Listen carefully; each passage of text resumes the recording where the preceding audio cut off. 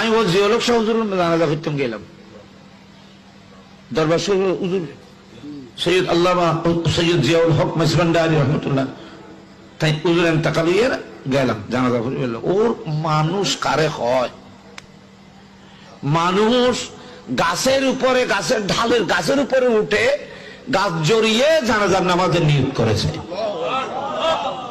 মানুষকে মানুষ, উত্তর দক্ষিণ পূর্ব পশ্চিম নেই, জানাজার আগে আর পিছে নেই। জানাজা খন্ন মানুষ করে খনর ঠিকানা নেই, আল্লাহু আকবার বলে সে যেখানে দাঁড়াইছে সেখানে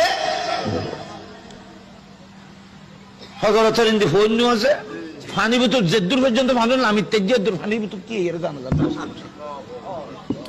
এনে ফুন তো জায়গা নাই, হয়তো খুব প্রশ্ন করে কোন দেবা আর কি কই উপরে নিচে কোথাও তুমি জানো নাই।